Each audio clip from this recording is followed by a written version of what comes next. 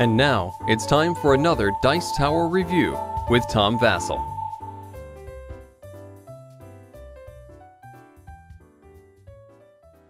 Infernal Contraption was up for one of the card game nominees for the Origins Awards of 2008. Now, that absolutely doesn't impress me remotely because I just don't think much of those awards at all. However, I do take a look at the nominees because you never know. And Infernal Contraption I looked at and I thought, oh, is this some kind of Munchkin type game? And I really liked how the game was put together. The rules are right here in the front, and then inside was a nice little box insert, and it even had room for the expansion put in. And the game itself looks neat, as I look at these. Oh, a power core, and the cards connect to each other. Well, that sounds like an interesting idea. Well, how does it play? Well, I guess in a sense it's kind of like a Munchkin-style game in which players are basically trying to destroy other players with their cards. It's very, very interactive. You're constantly doing things to hurt other opponents, constantly trying to build a machine. But, I really found myself enjoying it. Trying to build your machine the best way possible to hurt other opponents, to stop them from hurting yourself. And it's not necessarily about helping yourself as much as hurting other players. And it actually works best as a 2- or 3-player game. A 4-player game gets kind of long, and why the expansion adds another whole deck of cards is interesting. It lengthens the game out, and if you did add the expansion, I would suggest taking about this many cards out of the game, and it would still work out pretty well.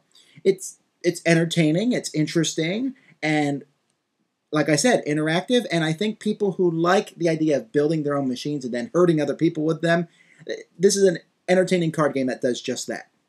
Each player starts with their own power core, which is here in the middle of the table, double-sided, so you can easily find it in a deck. And then they have their own parts pile. When your parts pile runs out, you're out of the game. When the last person's out of the game, they win. And you're going to be drawing cards from your parts pile and trying to play them into your machine. Now, your power core has 4 different outlets, and each of these outlets, this purple outlet is basically a universal outlet. Anything can attach to it. So, for example, if I want to put this pulse conductor, which has 2 different ends, I can attach that to the power core here sideways or up and down. When you attach cards sideways, you are basically making a line. This is your main line. And then as the game goes by, you'll also be connecting cards up and down like this. And these are called plugs. You'll need to put more power into your thing because most cards only work when they're attached to power. So at the beginning, you'll be able to play a few cards and get them running, but you'll need to get more of these power cards in there. There are a few different types of cards in the game. There's the power cards, which provide power throughout different outlets. Then there are these cards, basically the machinery cards, and when you put these in, these usually cause some kind of negative effect to another player or a positive effect to someone else. For example, this one says the player scraps a card from his hand and then draws one from his parts pile. So it makes an opponent discard a card into the middle of the table, into the scrap pile, and then draw one from their draw pile. Then there's green cards, and these basically modify the blue cards. For example, this one multiplies the effect of all attached contraptions by 2. So if I had connected this one to this blue card, I would have made my opponent discard 2 from his hand and then draw 2 from his pile. Then there are these, I guess, tan-bordered cards, and these are one-time uses. After they work, they do some negative thing, like they make your opponent discard 4 cards or something. Once you use them, they're discarded from your machine, so they're basically a one-time use. And then the expansion adds red cards, and these cards basically hurt you, and when you play them into an opponent's machine.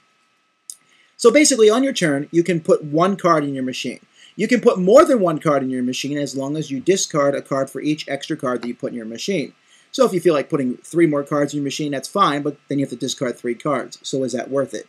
Then when you're done, you press a button or pull a lever or whatever it does, and your machine works from left to right. And we look at each section, and if it's discarded, then it's taken away. And before you run the machine, you pick an opponent, and everything in that machine affects your opponent.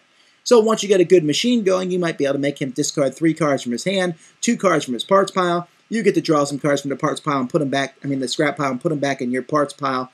And once you get the machine running, you can get some pretty neat combos going and really affect your opponent, and sometimes even destroy parts of his machine.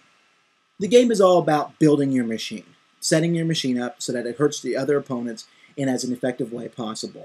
Now, in a game like this, it's very easy to gang up on one player. Everyone sets their machine on that person and destroy them, get them out of the game, which is why it's almost really best as a 3-player game because it kind of evens things out.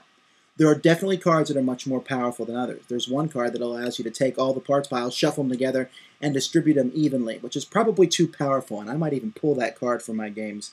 And some of these one-time use cards are really negative to the opponents.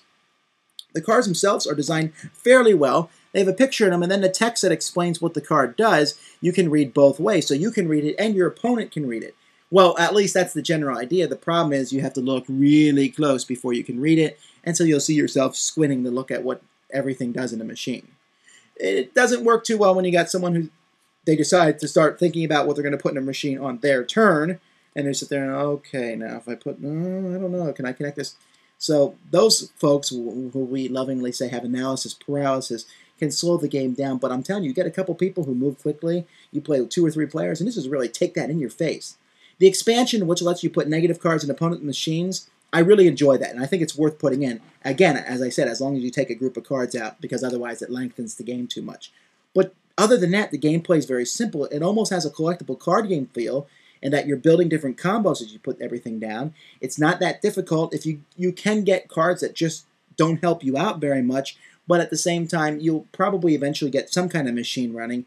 And what you're trying to do is get a much more efficient machine than your opponent so that you can destroy them first.